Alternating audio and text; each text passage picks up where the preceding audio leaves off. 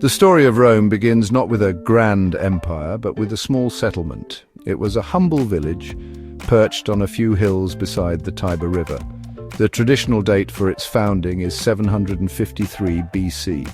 This date is more a legend than a hard fact, but it gives us a starting point. The famous story tells of two brothers, Romulus and Remus. They were said to be the sons of a god, Mars.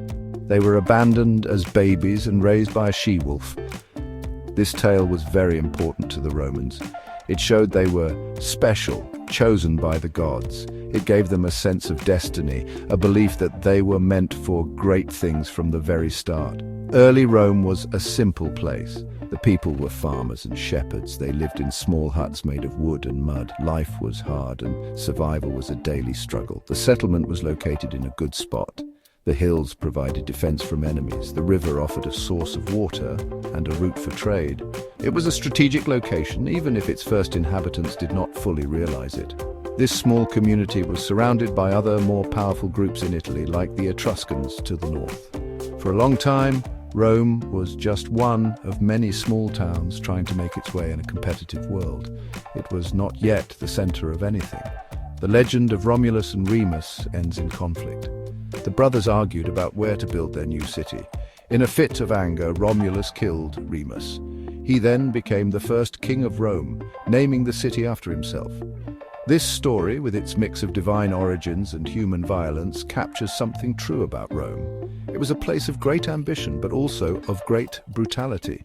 This founding myth highlights the themes of civil strife and personal power that would echo throughout Roman history.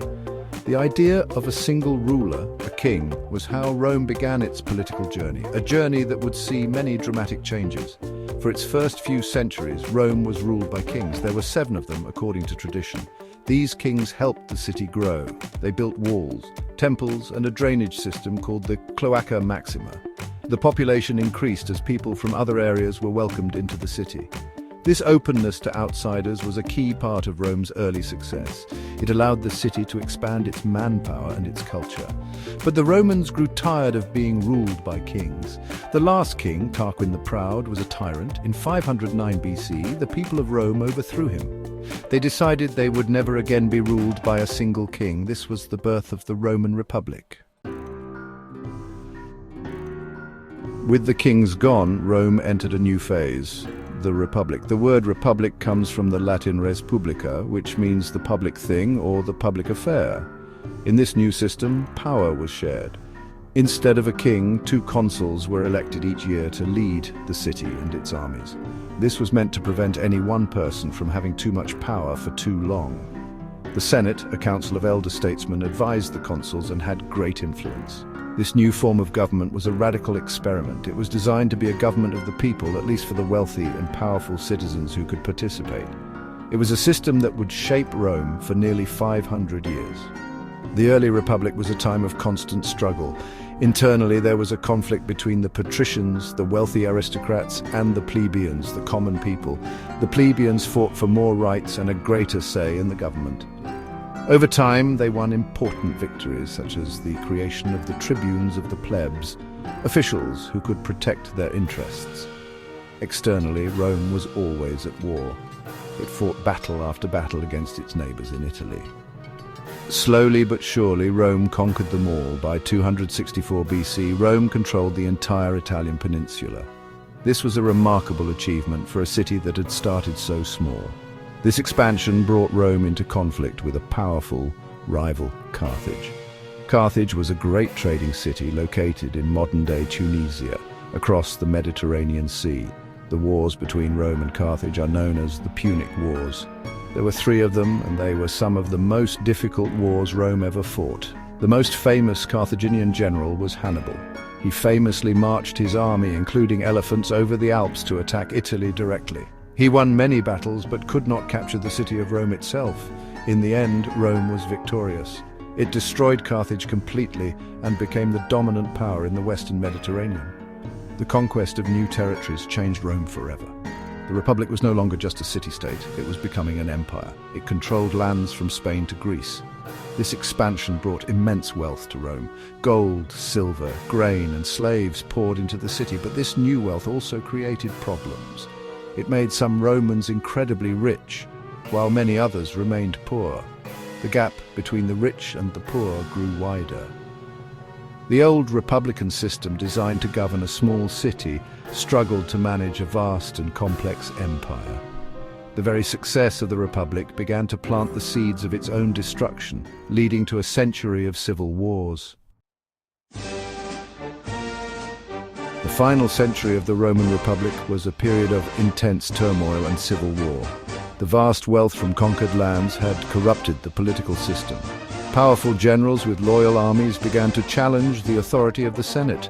Men like Marius, Sulla, Pompey, and Julius Caesar used their military might to gain political power. They fought each other for control of Rome. The old rules of the Republic were broken again and again. The government that had worked for a small city was failing to manage a sprawling empire. The streets of Rome often ran with the blood of its own citizens as political factions clashed violently. Julius Caesar was one of the most brilliant and ambitious of these men. He was a skilled general who conquered Gaul, which is modern-day France. His victories made him incredibly popular with his soldiers and the common people of Rome. However, his power and popularity made the senators fear him. They worried he wanted to become a king.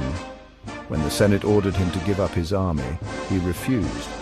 In 49 BC, he famously crossed the Rubicon River with his legions, an act of civil war. He defeated his rival, Pompey, and became the most powerful man in Rome. He was made dictator for life, a title that confirmed the senators' worst fears. Caesar's rule was short.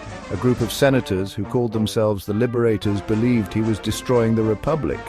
On the Ides of March 15th in 44 BC, they assassinated him in the Senate House. They hoped that killing Caesar would restore the old Republic, but they were wrong. His death did not bring back the old ways. Instead, it led to another round of brutal civil wars. The power vacuum he left was filled by new contenders. The main figures were Caesar's adopted son Octavian and his trusted general Mark Antony. They first worked together to defeat Caesar's assassins, but then they turned on each other. The final war of the Republic was fought between Octavian and Mark Antony, who had allied with the Egyptian queen Cleopatra. In 31 BC, Octavian's forces defeated their combined navy at the Battle of Actium. This victory left Octavian as the sole undisputed ruler of the Roman world. He was cleverer than his great-uncle, Julius Caesar. He knew that Romans hated the title of king, so he created a new political system. He pretended to restore the Republic, but in reality he held all the power. He took the title Augustus, meaning the revered one. Historians mark this moment, around 27 BC, as the end of the Republic and the beginning of the Roman Empire. After decades of civil war, the rule of Augustus ushered in a long period of relative peace and stability. This era, lasting for about 200 years, is known as the Pax Romana, or Roman peace. It was not a time of no wars at all. The Roman army was still busy expanding the empire's borders and putting down rebellions.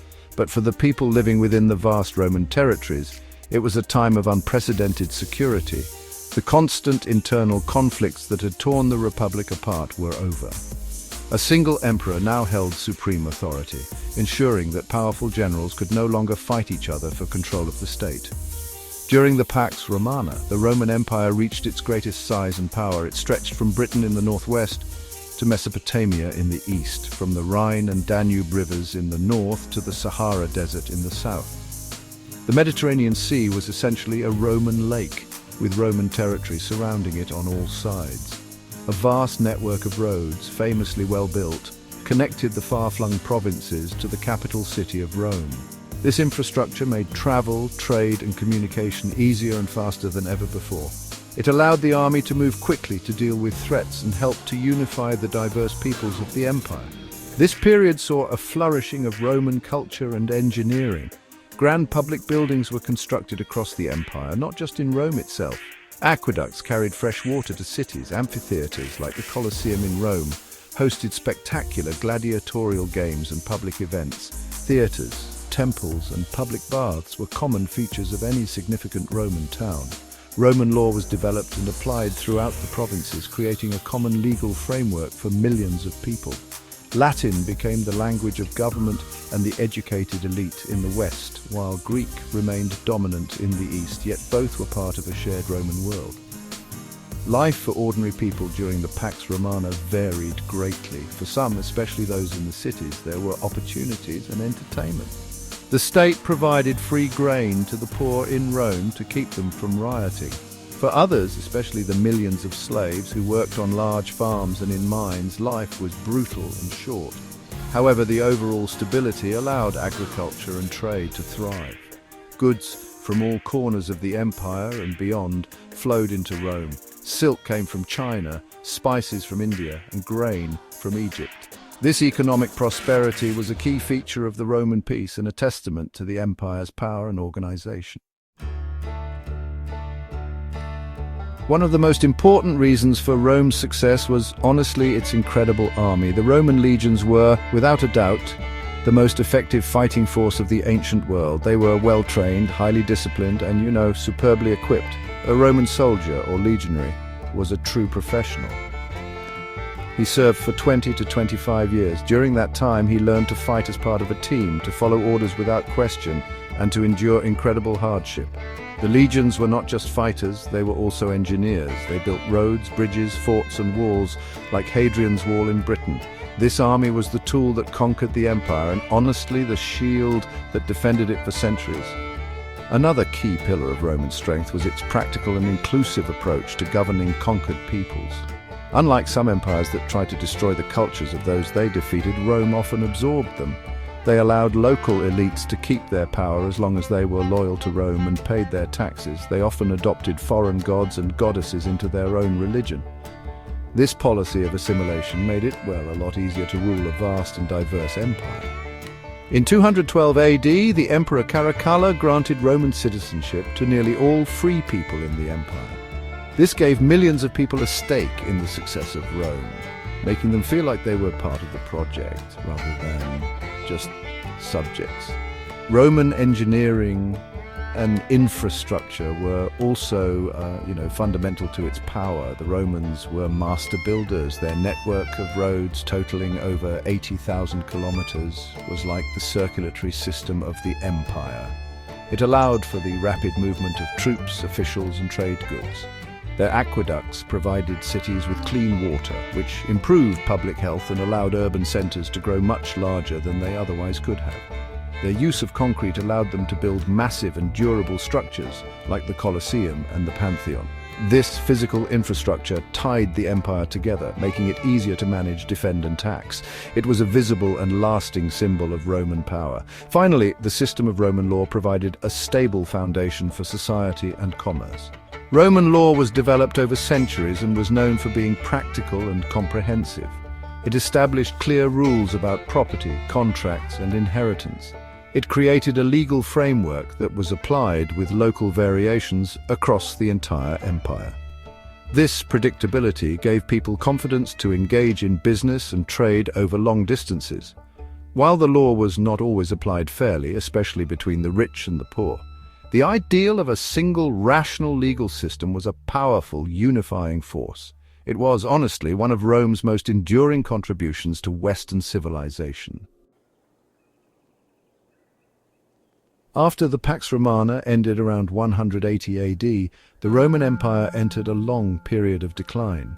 Many of its problems were internal, like cracks appearing in the foundations of a great building.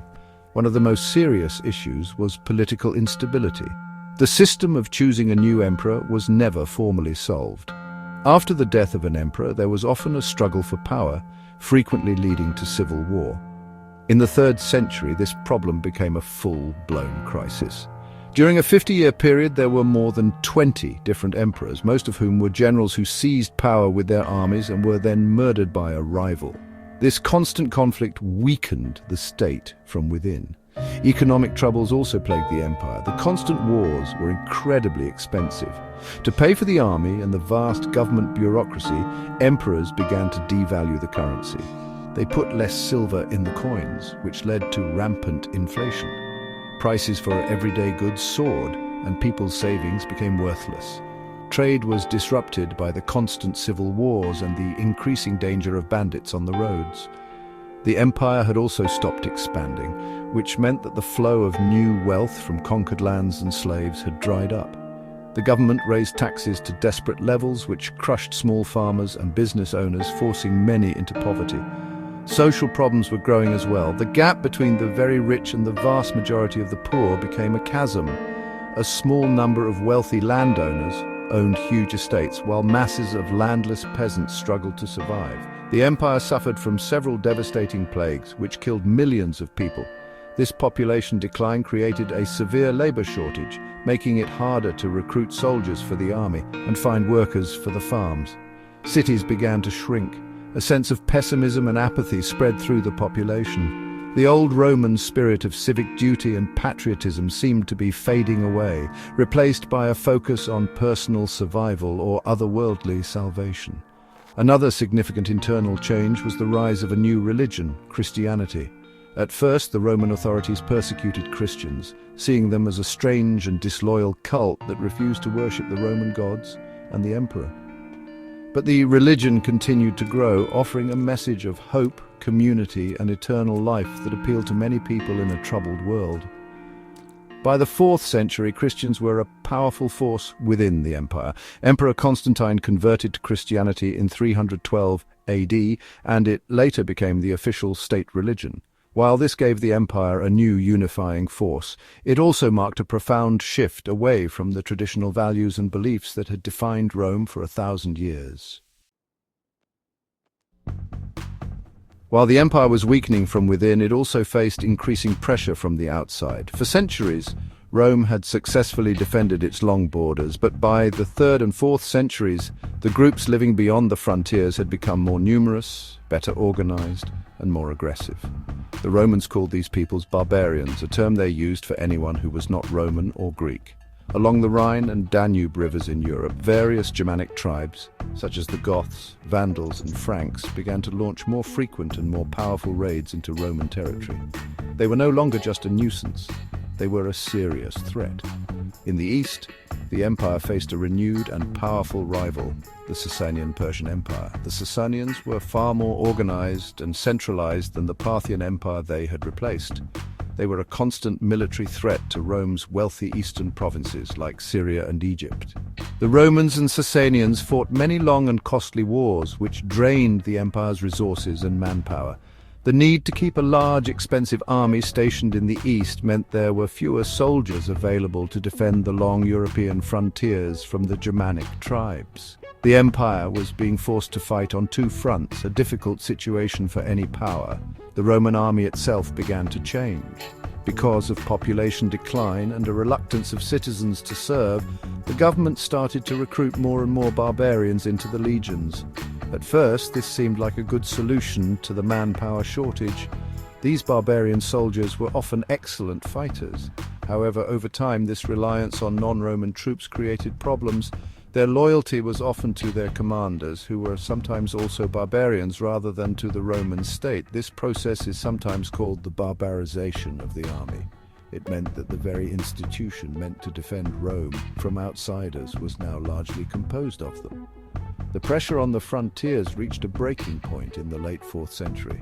A fearsome nomadic people from Central Asia, the Huns, swept into Eastern Europe. Their arrival pushed huge numbers of Goths and other tribes to flee into Roman territory, seeking safety. In 378 AD, a large Roman army was catastrophically defeated by the Goths at the Battle of Adrianople, and the Emperor Valens was killed. This was a devastating blow. It showed that the barbarians could defeat the best Roman armies. From this point on, the Roman government could no longer control the flow of peoples across its borders. Large, independent groups of barbarians now lived inside the empire, a permanent and disruptive presence. Faced with overwhelming military and administrative challenges, Emperor Diocletian made a radical decision in the late 3rd century. He decided the empire was too big for one person to rule effectively. He divided it into two halves, an eastern part and a western part. Each half had its own emperor, known as an Augustus. This system, called the Tetrarchy, was designed to provide better governance and defense. Later, Emperor Constantine established a new capital for the eastern half of the empire in the city of Byzantium, which he renamed Constantinople. This city, modern-day Istanbul, was strategically located and heavily fortified. This division, which was at first just for administrative convenience, became permanent over time. The Eastern and Western Roman empires drifted apart. The East was generally wealthier, more urbanized, and had a larger population. It was also easier to defend. The West was more rural, less populated, and had very long, vulnerable land frontiers. While they were still theoretically one empire, they increasingly acted like two separate states. They had their own courts, their own armies, and their own political concerns. The Greek language and culture dominated the East, while Latin remained the language of the West, further separating the two halves. During the 5th century, the Western Roman Empire began to collapse completely.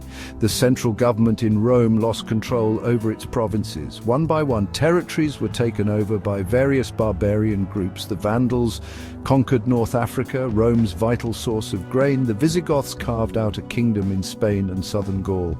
The Franks moved into northern Gaul. The central Roman government grew weaker and weaker, unable to collect taxes or raise a credible army. The city of Rome itself was sacked by the Visigoths in 410 AD and again by the Vandals in 455 AD. These events were shocking blows to the Roman psyche. The end of the Western Roman Empire is traditionally dated to 476 AD. In that year, the last Roman emperor in the West, a young boy ironically named Romulus Augustulus, was deposed by a Germanic chieftain named Odoacer. Odoacer did not bother to name a new emperor. He simply sent the imperial insignia to the emperor in Constantinople, signaling that the Western line of emperors was finished. This event was not seen as the end of the world at the time. Life went on. But it marks the symbolic end of a political entity that had dominated the Mediterranean world for centuries. The Western Empire had fallen, replaced by a patchwork of barbarian kingdoms. Even though the Western Roman Empire fell in 476 AD, the story of Rome did not end. In the East, the empire continued for another 1,000 years. We call this the Byzantine Empire. It preserved much of Roman law, administration, and culture. It acted as a Christian bastion and a repository of classical Greek and Roman knowledge for centuries. The Byzantine Empire finally fell when its capital, Constantinople, was conquered by the Ottoman Turks in 1453. This event marks, for many historians, the true final end of the Roman state and the close of the Middle Ages. The legacy of Rome, however, proved to be far more durable than its political structures. The influence of Rome is all around us today, woven into the fabric of Western civilization. Many modern languages, including French, Spanish, Italian, Portuguese, and Romanian, are called Romance languages because they evolved directly from Latin, the language of the Romans. English, though a Germanic language, has a vocabulary that is more than half derived from Latin. The Roman alphabet is the one we use to write these words. Roman ideas about law, justice, and government have shaped legal systems and political thought across the world. Concepts like the Republic, the Senate, and the idea of a law that applies to everyone are Roman in origin. Rome's achievements in engineering and architecture also left a lasting mark. The roads, aqueducts, and buildings they created were so well built that many still stand today, nearly 2,000 years later. Their invention and use of concrete revolutionized construction. The arch, the vault, and the dome were architectural elements they perfected, allowing them to create vast interior spaces like the Pantheon in Rome. These techniques were copied and adapted for centuries, influencing the design of everything from medieval cathedrals to modern government buildings. Their practical approach to problem-solving set a standard for civil engineering. The story of Rome's epic rise and fall offers timeless lessons. It shows how a small community can achieve greatness through organization, discipline, and a willingness to adapt and include others. But it also serves as a powerful cautionary tale.